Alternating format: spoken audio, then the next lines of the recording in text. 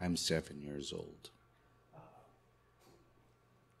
I'm stuck in a basement in an old West Toronto house. It's dark. I smell the musty smell of old wood. I can feel the cold cement floor underneath my feet. I can feel something eerie in the darkness. I'm really scared. My heart's beating, my hands are shaking, my feet are trembling.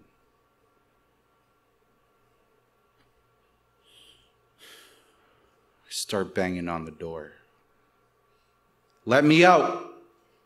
Let me out!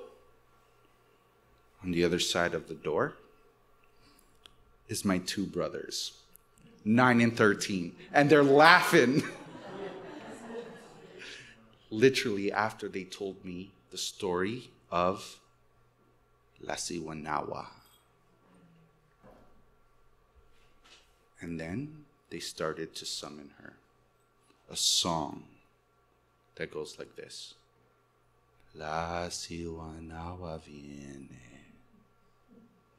La Siwanawa viene. La Siwanawa viene. My heart's beating so fast. I'm crying. The tears are coming down my cheeks. I slump to the floor. I'm thinking, if La Siwanawa was coming after me right now, there's nothing I can do. La Siwanawa, I'm here. I conquer the fears. Moments later, my brothers open the door and they look in. Hey, Alex, you okay? I walk out. My hands are still trembling. My feet are still shaking. I'm so scared. But not as scared as the look that my brothers had when I turned around and said, wait till my dad hears about this. 8 years later, in an autumn night, I'm around a campfire with my friend Brian. And we're sharing stories. And all of a sudden, we hear a screech in the background, an eerie screech. What was that? I don't know. We continue to talk, and then we hear it again, and he says, what's that? I don't know, I said. And then I see the face that I had when I was a kid and my friend Brian's face. And I said, what a perfect time to tell a story of La Siwanawa. You see, La Siwanawa is a story that's told in Central America, in a small country called El Salvador, where there was a beautiful woman with caramel skin, long, dark hair. She had a melodious voice. People said when she spoke, she sounded like an angel.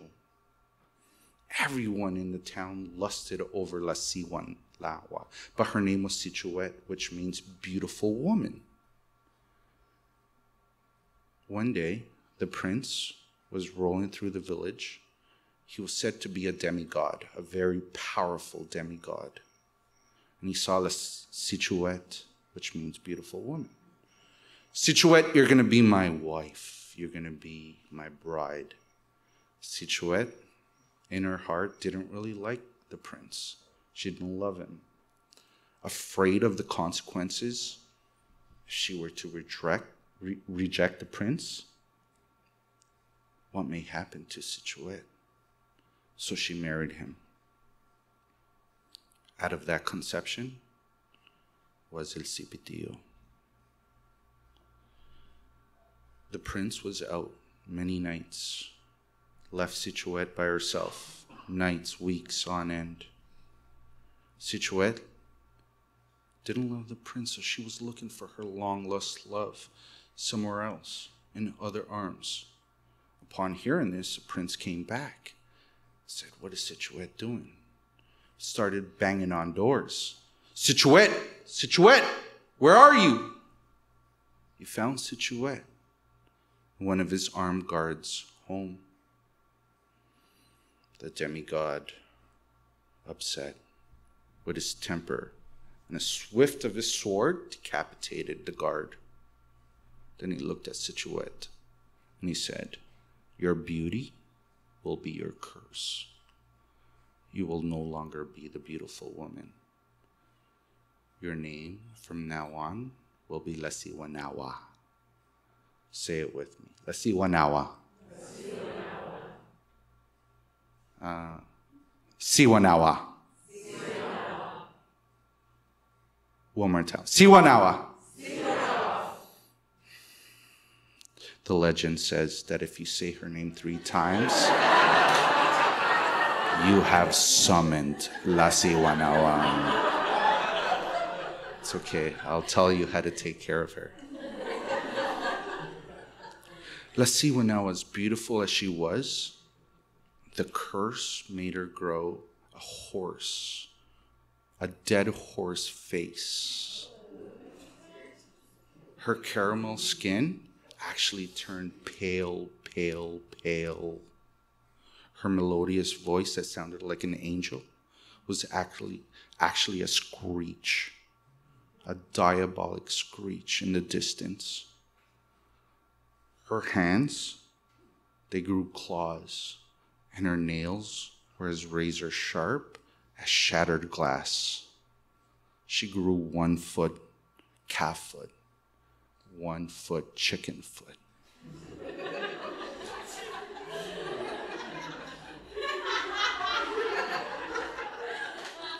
She ran away from town.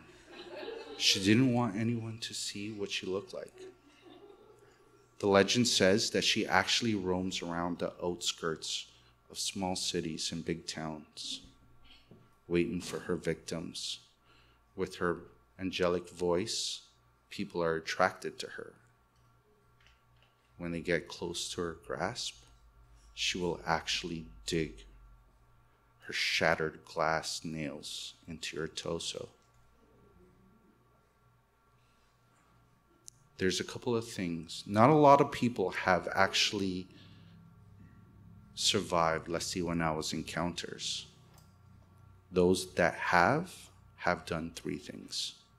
1, they pull her hair backwards. She lets you go when she runs away. The second, if you can't pull her hair, grab the nearest branch, pull it backwards like it was her hair, and she'll run away. The third, you can say, "María, pata de gallina, no te vas a ir." What does that mean? Maria, you chicken foot. You will not get away. Don't ask me how this works. I don't know. I just know that it does.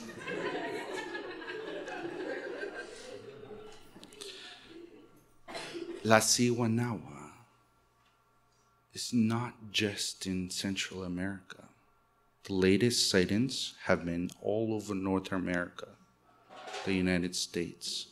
The latest sightings have been here in Toronto, near creeks, ravines, parks, and cliffs. She said that she lures her victims with her melodious voice. So just remember, if you ever encounter Lasiwanawa, what do we say? Maria, you chicken foot, you're not getting away.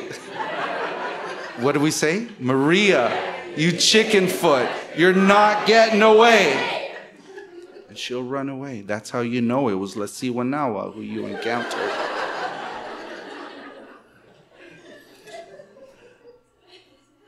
I turned to my friend Brian and he looks at me. He's like, "Why the hell would you tell me that story? You know I live close to a creek." You see, the story that was told to me when I was a kid to scare me is now the story that's for me to tell you. And that's my story.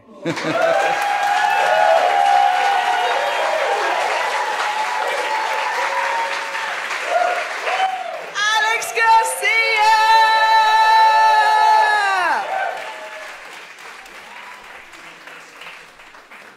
I told you there'd be a story you could tell people. Wait, do you hear something? No. Let's sing one out. What do we say? Okay, we can do it. What, Maria, you're not, Maria Chickenfoot, you're not getting away. 1, 2, 3, Maria!